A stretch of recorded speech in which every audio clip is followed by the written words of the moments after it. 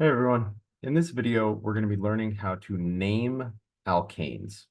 And so I apologize ahead of time. This is going to be one of our longer videos, so bear with me. So we know that alkanes are formed by a continuous chain of carbons, all connected to each other.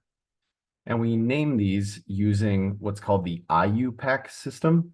And IUPAC stands for the International Union of Pure and Applied Chemistry. So it's a group of chemistry nerds that get together and they come up with rules on how to name molecules, which is actually pretty important, but a little tedious. So alkanes all have names that end in ANE, and we use prefixes to indicate the number of carbon atoms within the parent chain. So let's take a look at the IUPAC names for the first 10 alkanes. So the number of carbons is indicated here on the left, and this column indicates the prefix that we use to specify the number of carbons. So 1 carbon, we use meth.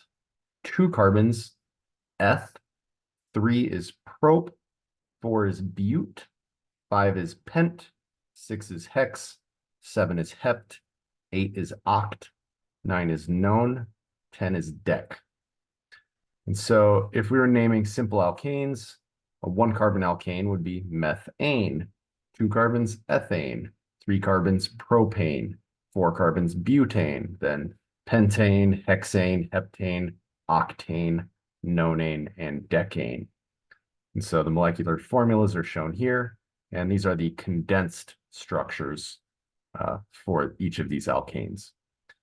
Now, the most important takeaway from this slide is the number of carbons and the prefix. So you 100% need to have this portion memorized. I will not give this to you on an exam. You need to know this. You're going to see this 1,000 times by the end of the semester, so it's really important that you memorize this, and we'll have some practice in lab on Tuesday with naming these. So 1 is meth, 2 is eth, 3 is prop, 4 is bute, 5 is pent, 6 is hex, 7 is hept, 8 is oct, 9 is known, and 10 is dec. So there you go. Let's do a study check. Provide the name of the following molecule. Well, we need to figure out how many carbons there are in this chain. And so I see 1, 2, 3, 4, 5 carbons. And so the prefix for 5 is pent. So this is going to be pent. And then because it's an alkane, we use the ending ane. So pentane tells us that it has 5 carbons, all single bonds. Let's do another study check. Draw the condensed structures for ethane and heptane. So eth is the prefix, and that tells us that there are 2 carbons. And ane tells us that it's all single bonds. Tells us it's an alkane. So CH3, CH3. 2 carbons, all single bonds, so that's ethane. Now heptane, hept is the prefix for 7. So this is going to have 7 carbons. So CH3, CH2, CH2, CH2, H2, 6 carbons, and my 7th carbon. Or if we wanted to condense this further, you could say CH3, CH2, and there's 1, 2, 3, 4, 5 CH2s, and then the last CH3. So this would be the further condensed form. Now, alkanes can form ring structures where they're bent into a ring and then connected to themselves. And we call these cycloalkanes. Cyclo for cyclic or ring structures. Cycloalkanes have 2 fewer hydrogens than the open chain form because there's no carbons on the end that would have 3 hydrogens. Because they're connected to each other, now they can only have 2 hydrogens each. So the open form of propane would be C3H8. The ring form of cyclopropane would be C3H6. So they have 2 fewer hydrogens.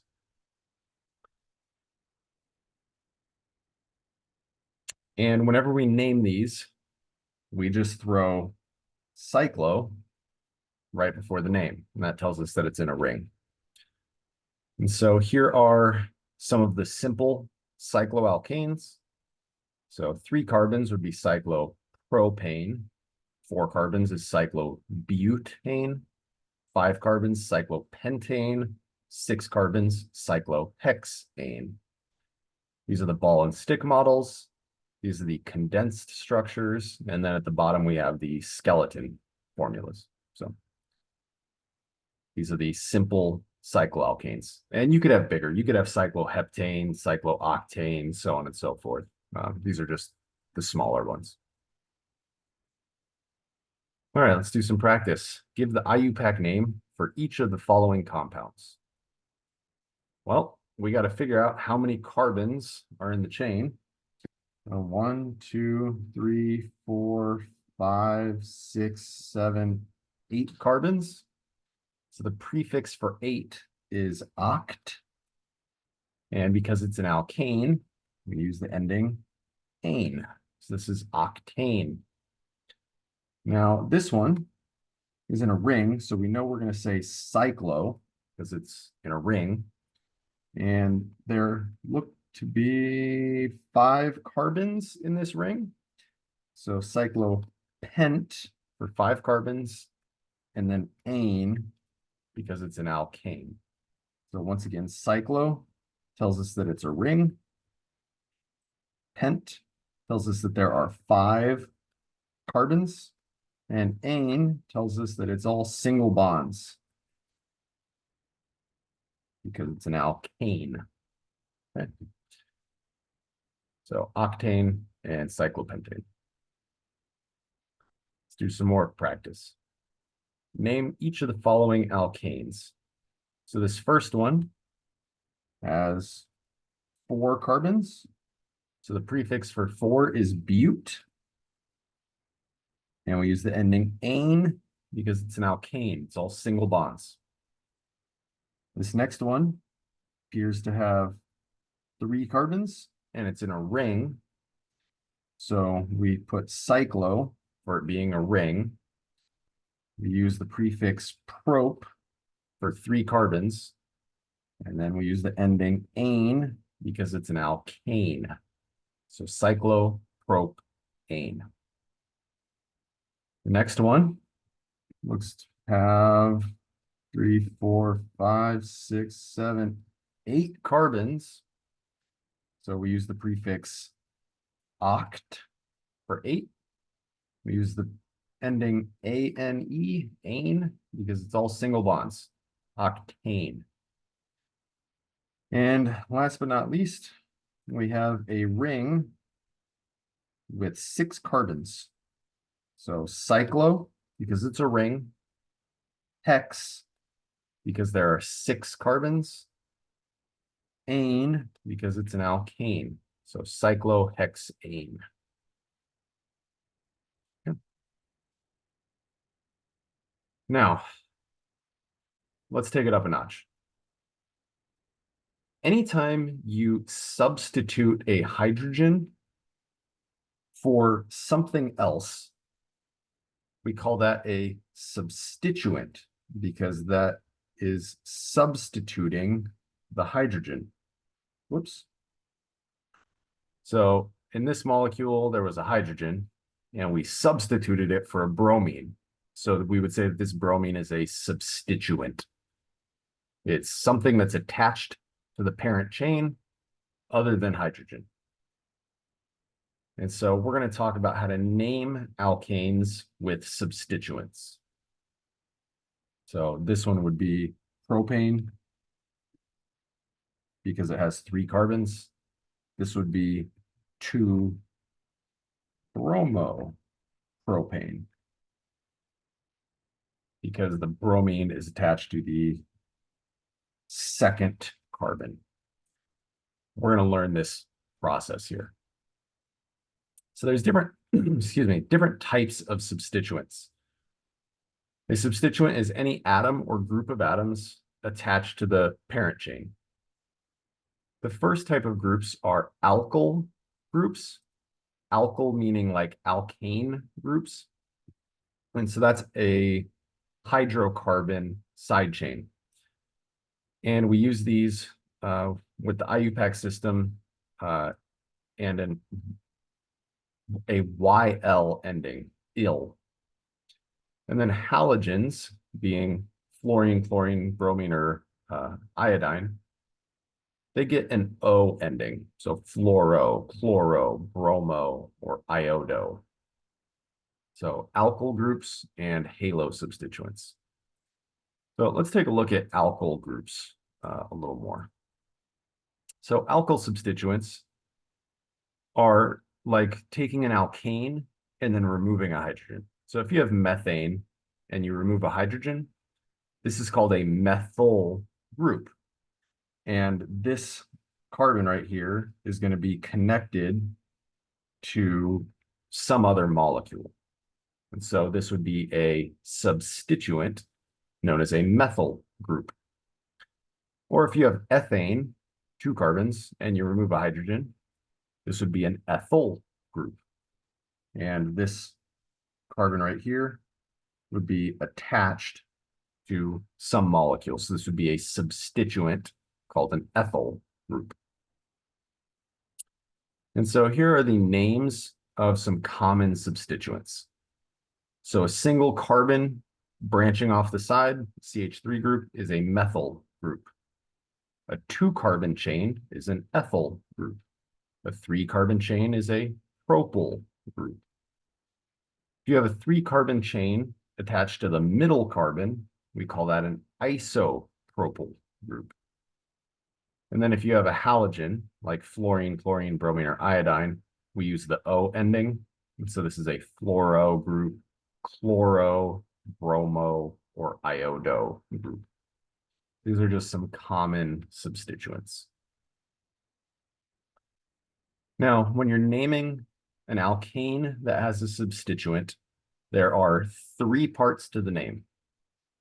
There's the parent, which tells you the number of carbons. So that's your meth, eth, prop, bute, pent, hex, hept, oct, so on and so forth. There's the suffix, which for alkanes is going to be ane. And then there's a prefix. And the prefix is what tells you the substituent. So the prefix corresponds to the substituent. Let's do some practice. So whenever you're naming these, you want to figure out the longest chain of carbon atoms. That's going to be your parent. Then you want to number the parent chain. And then you want to figure out the location and the name for the substituents, and that'll be your prefix. So let's try this out. Name the following molecule. All right, so we got to figure out the longest chain of carbons. And so I'm pretty sure this is the longest chain. This is the parent chain. And how many carbons are in the parent chain? Well, it looks like there's 1, 2, 3, 4, 5, 6. So we're going to use the name hex. Now we need to number the parent chain to figure out where this CH3 group is attached.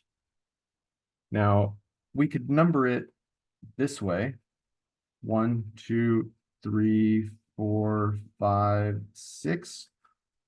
Or we could number it starting from the other end. 1, 2, 3, 4, 5, 6. Now, only one of these ways is correct. The key is we have this substituent here. And when we name this, we want to make sure that this substituent has the lower number possible. And so this is a methyl group because it's just one single carbon. And it's attached at carbon number 2. So if I was to name this, it would be 2-methyl. That's my prefix that tells me what the substituent is and where it's attached. The parent name is hex, and the suffix is ane. So 2-methyl hexane. The 2-methyl tells me that there's a substituent attached to carbon 2, and it's a methyl group.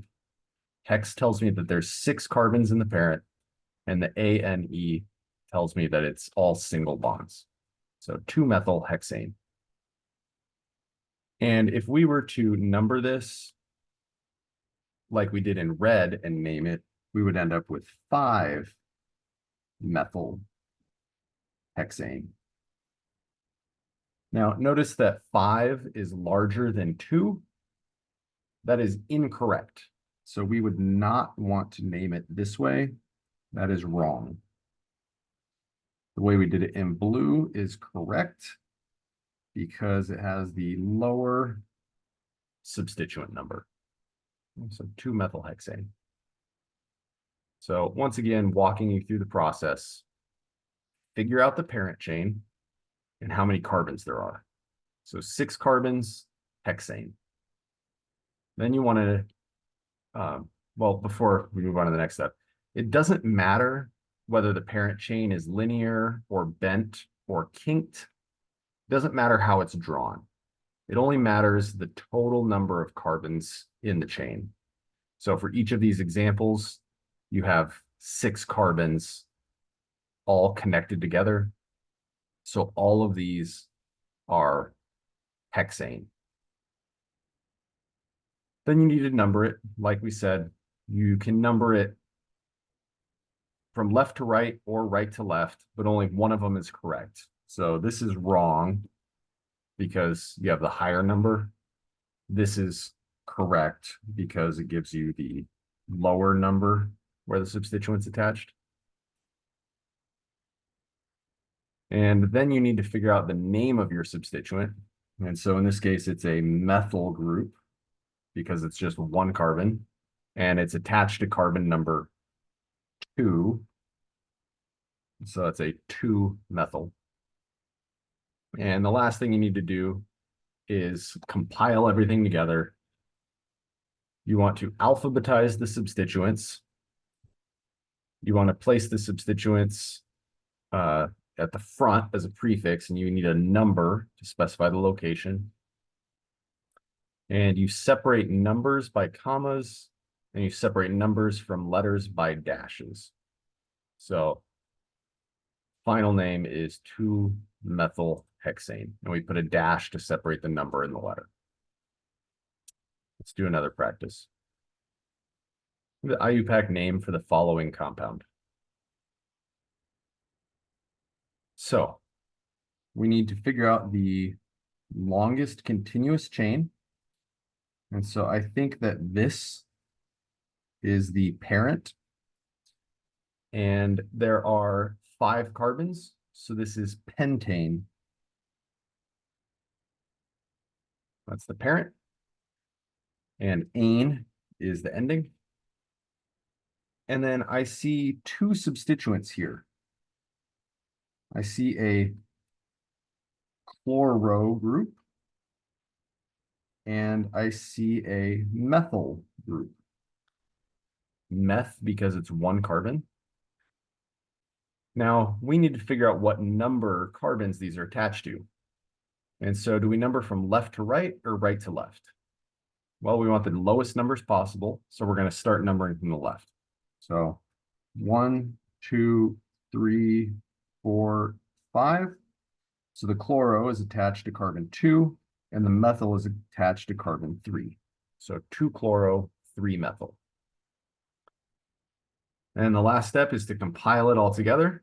And so you want to make sure that these substituents are in alphabetical order.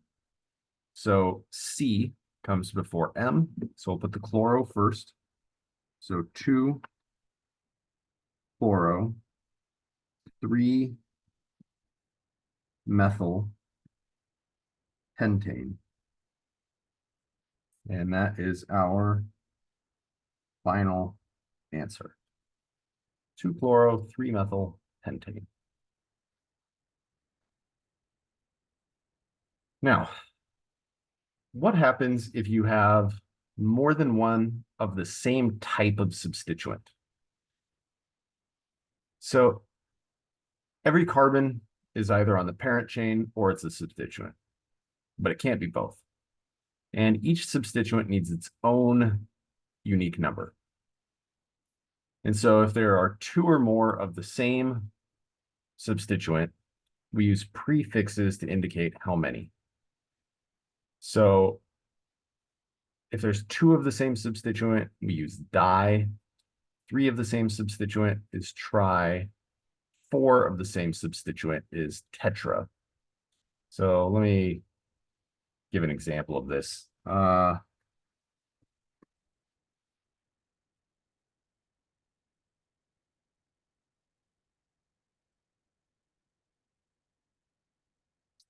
So if I had 2 chlorines on the same molecule, this would be dichloroethane.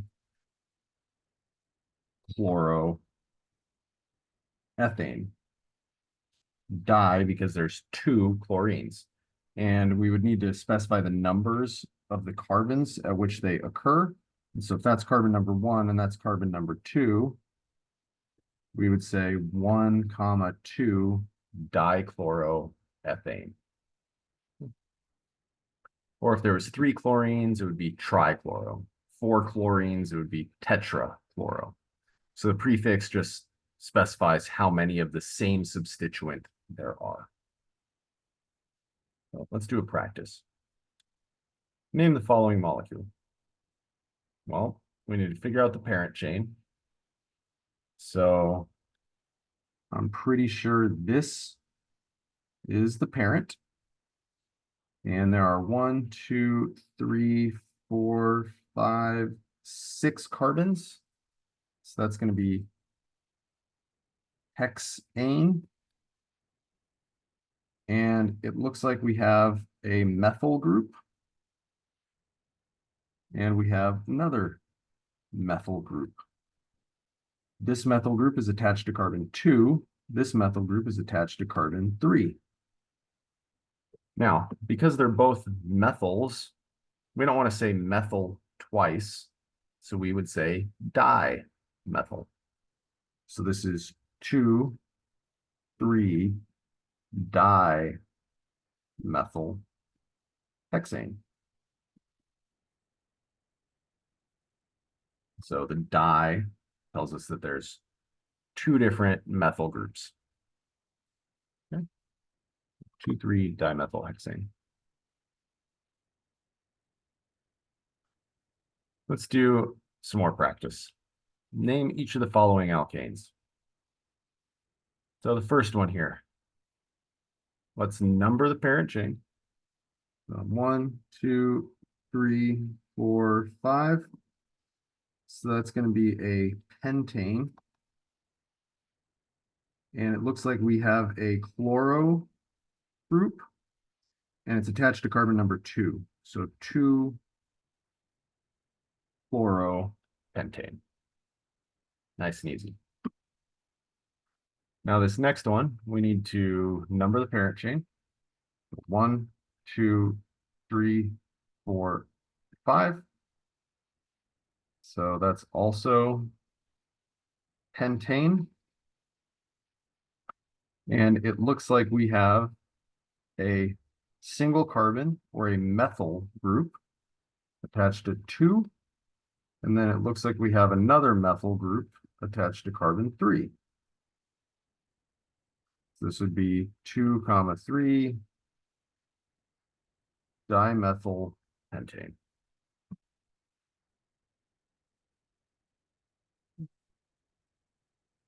Now, what happens if you have a cycloalkane with a substituent? Well, if there's only one substituent, we just name the substituent in front of the cycloalkane name. We don't need a number if there's just one single group. So this right here is a 2-carbon chain, so that's an ethyl group. And this has 6 carbons in the ring, so this is a cyclohexane. And so we just stick those two together as ethyl cyclohexane. No numbers needed.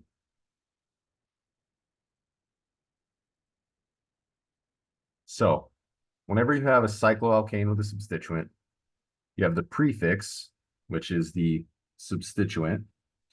Then you have cyclo, which tells you that there's a ring.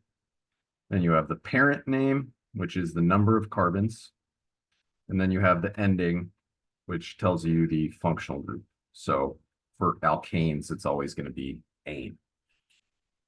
So how would we name this molecule here? Well, it looks like we've got a ring with 5 carbons. So that's going to be cyclopentane. And the side chain here has 3 carbons. So that's going to be a propyl group. Prop means 3. So this would be propyl cyclo, CYCLO, pentane.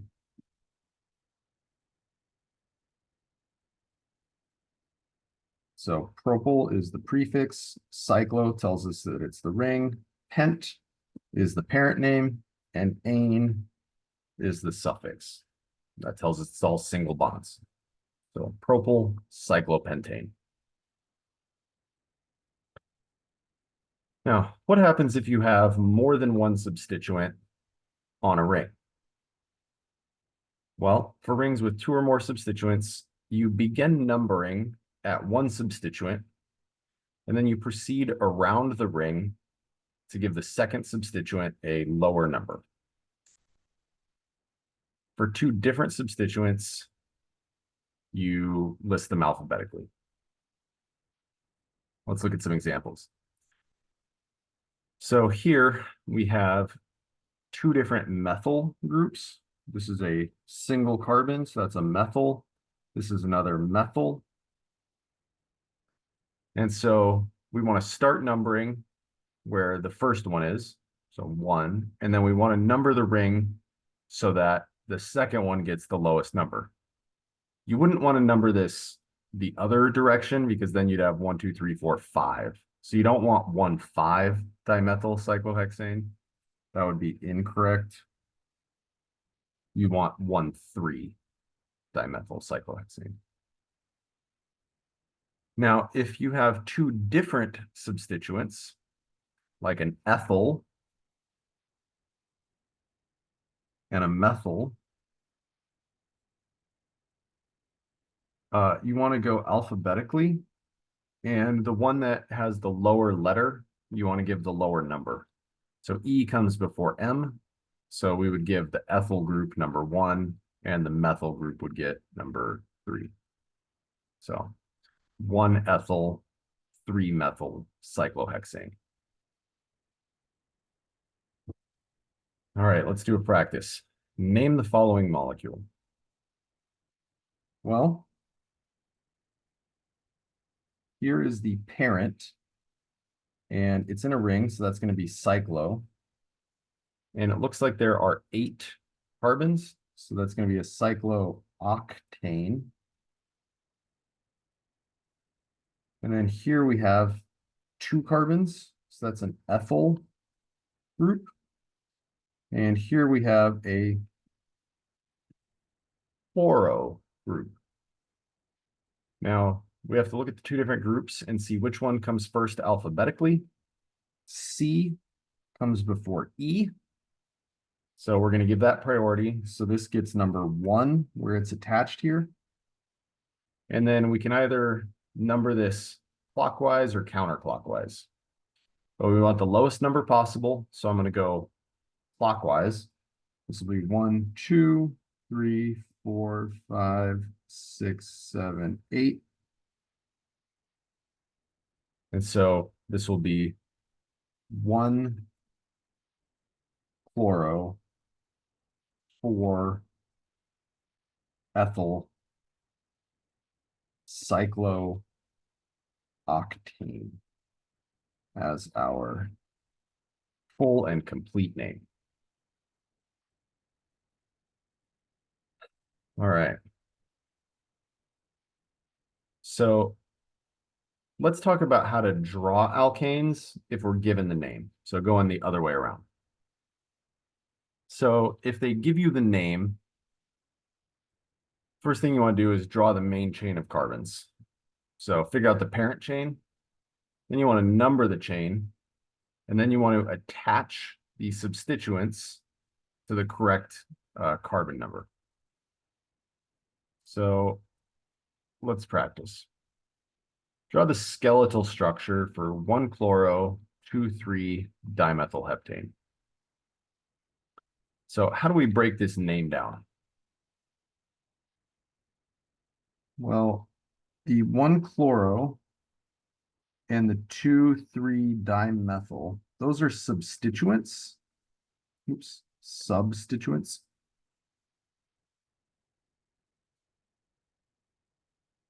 Hept is the parent, and that tells us that there's 7 carbons.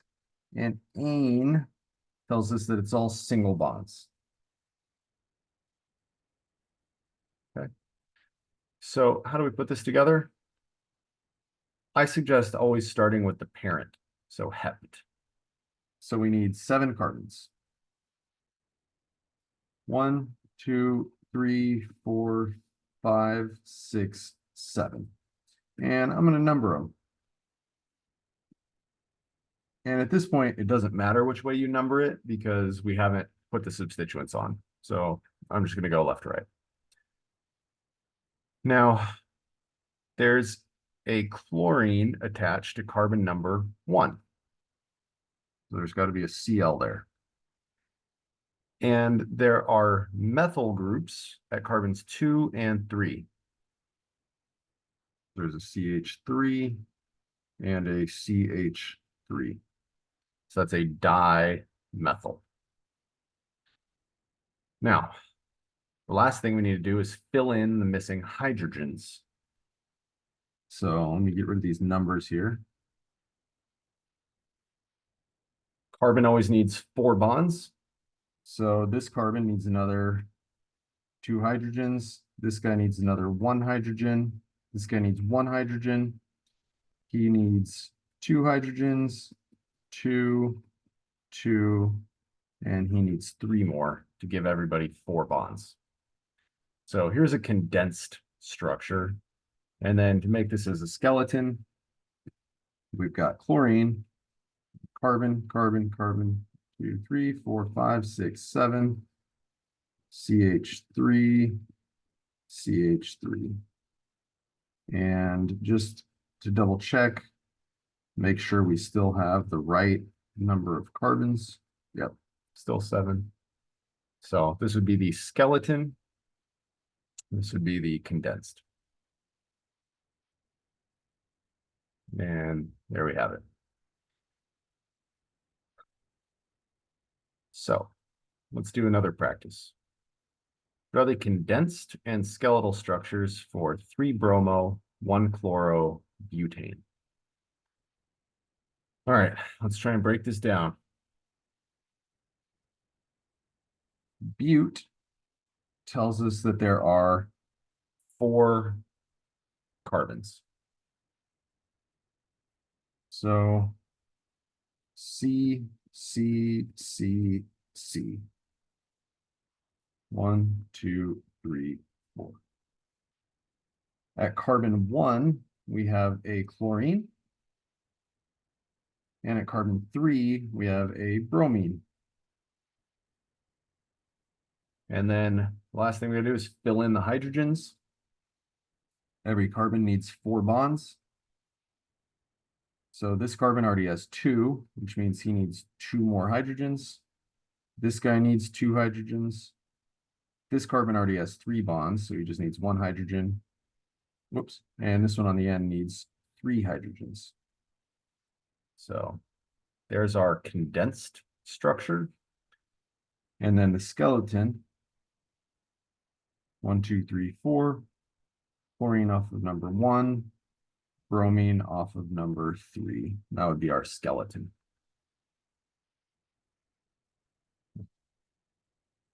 All right. So once again, when you're naming alkanes, we use a prefix for the parent, and that tells you the number of carbons. So memorize this. And then if you have a ring, we use cyclo.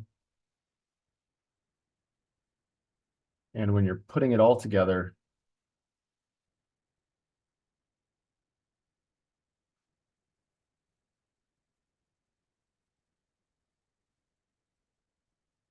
you have the prefix for the substituent, cyclo if it's in a ring, the parent name, which is the number of carbons, and the suffix ane tells you it's an alkane.